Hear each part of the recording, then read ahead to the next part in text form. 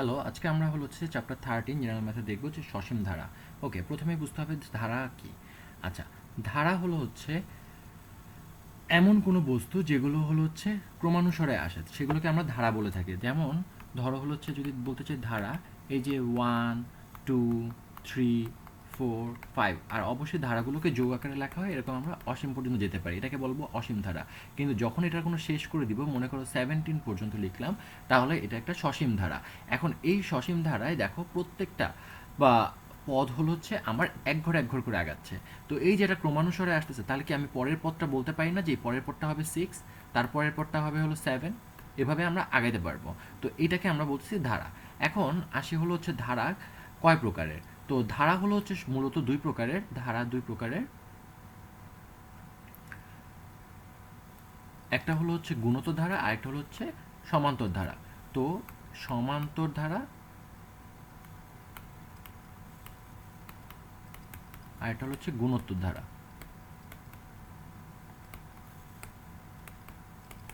ওকে, তো সমান্তর ধারা জিনিসটা কি? আমাদের এই দুইটাই আছে, আমাদের 13.1-এ হচ্ছে সমান্তর ধারা, আর 13.2-তে গুণোত্তর ধারা আছে। সমান্তর ধারা কি? সমান্তর ধারা হচ্ছে এই যে একটু আগে দেখলাম এক্সাম্পলটা 1, 2, 3, 4, 5, এটাই হচ্ছে আমার সমান্তর ধারার উদাহরণ। তার মানে আমি যদি এখানে দেখো প্রত্যেকটার মাঝখানে বিয়োগফল কত? এক করে না? সমান অন্তর, সমান অন্তর, সমান্তর মানে সমান অন্তর। তো আমি দেখো এই দুটোর বিয়োগফল আমার 1 হয়ে আসতেছে। তো এটা একটা সমান্তর ধারার উদাহরণ। আবার আমি যদি দেখতে চাই এখানে গুণোত্তর ধারার একটা উদাহরণ, যে 1, 3, 27, 9, 27, এইটা একটা গুণোত্তর ধারা। কেন? কারণ এদের দেখো ভাগফল সবার সমান। ঠিক আছে, এদের সবার ভাগফল সমান, মানে আমি এদের সবাইকে যদি 3 দ্বারা গুণ করি, তাহলে আমি পরের সংখ্যাটা পাবো। তাহলে আমরা এদের পরের সংখ্যাটা পাবো। তো এই যে ভাগ করে আগালে, সেটাকে আমরা বলি গুণোত্তর ধারা, আর বিয়োগ করে বা যোগ করে আগালে আমরা সেটাকে বলবো সমান্তর ধারা। আচ্ছা, এখন আমার সমান্তর ধারার প্রথমেই হচ্ছে কয়েকটা জিনিস জানতে হবে। এই যে প্রত্যেকটা বিয়োগফল যে পাচ্ছি, এই বিয়োগফলগুলোকে বলা হয় হচ্ছে সাধারণ অন্তর। সাধারণ অন্তর। আর এই যে প্রত্যেকটা ভাগফল পাচ্ছে, এই ভাগফল বলা হয় যে সাধারণ অনুপাত। সাধারণ অনুপাত। এখন এই সাধারণ অন্তরকে প্রকাশ করা হয় ডি দিয়ে, আর সাধারণ অনুপাতকে প্রকাশ করা হয় আর দিয়ে। আর এই যে পুরো ধারাটার প্রথম পদ, এই প্রথম পদকে প্রথম পদই বলে। ঠিক আছে, প্রথম পদ, এটাকে প্রকাশ করা হয় এ দিয়ে। আবার এটারও হচ্ছে প্রথম পদকে প্রথম পদই বলে, যেটার হচ্ছে এ দিয়েই প্রকাশ করা হয়।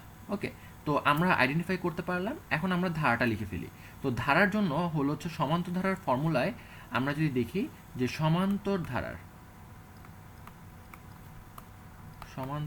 ধারার এনতম পদ, এনতম পদের ফর্মুলা হচ্ছে a plus n minus one into D.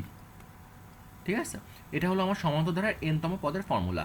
তো আমরা যদি খেয়াল করে দেখি, এই যে দেখো 1, 2, 3, 4, 5, এটার সাথে যদি আমি পরের পদটা নিতে চাই, এটা কত হবে? 6 হবে না? তো চলো আমরা এটা ফর্মুলার মাধ্যমে ক্যালকুলেট করি। তাহলে 6তম পদ হবে হচ্ছে, প্রথম পদ ছিল আমার 1, আর 6তম পদ এন এর value 6 minus 1 into D, D এর ভ্যালু 1। আমরা দেখছিলাম যে এখানে বিয়োগফল হচ্ছে 1 আসতেছে। তাহলে এটা ক্যালকুলেট করলে কত আসে দেখো তো, 1 প্লাস 5 ইন্টু 1, দ্যাট মিন 6। তাহলে আমরা কিন্তু বলতে পারছিলামও যে পরের পরটা কত হবে, যে এর সাথে আমি এক যদি যোগ করি তাহলে আমরা পাবো 6। তাহলে আমরা এই যে ফর্মুলার সাথে হচ্ছে মিলায় দেখলাম যে হ্যাঁ, এটা কারেক্ট। আচ্ছা, এরপরে আসি হচ্ছে এন সংখ্যক পদের সমষ্টি।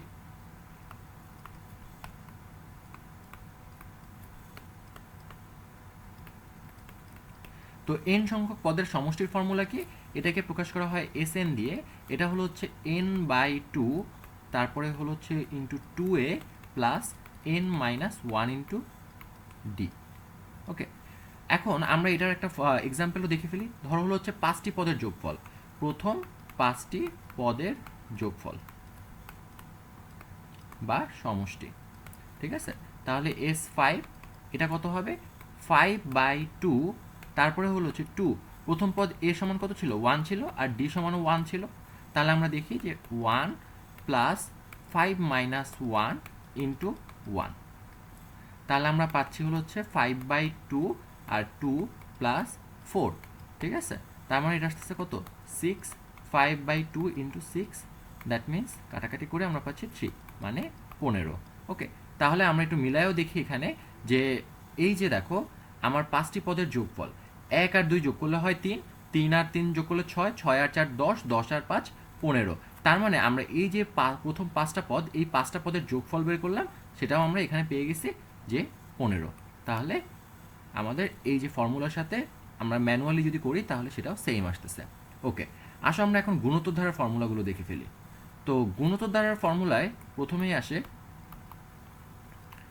সেম ওয়েতে গুণোত্তর ধারার এন পদের সমষ্টি, এনতম পদ।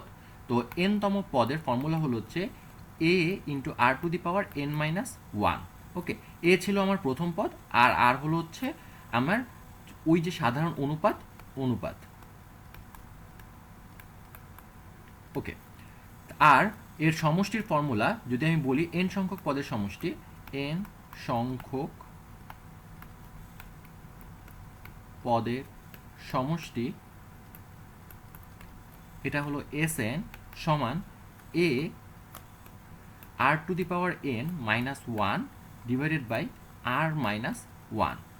এটা হলো হচ্ছে যখন আর এর ভ্যালু ওয়ানের থেকে বড় হবে তখন আমরা এই ফর্মুলা অ্যাপ্লাই করব, আর যখন আর এর মান ওয়ানের থেকে ছোট হবে তখন আলাদা কিছু না, ওয়ানটা আগে বসবে আর আর টু দি পাওয়ার এনটা পরে আসবে। ঠিক আছে, ডিভাইডেড বাই ওয়ান মাইনাস আর, দুই ক্ষেত্রে উপরেও নিচেও। আর এটা কখন হবে? যখন ওয়ানের ভ্যালু আর এর ভ্যালু ওয়ানের থেকে ছোট হবে। ওকে, তাহলে আজকে এই পর্যন্তই।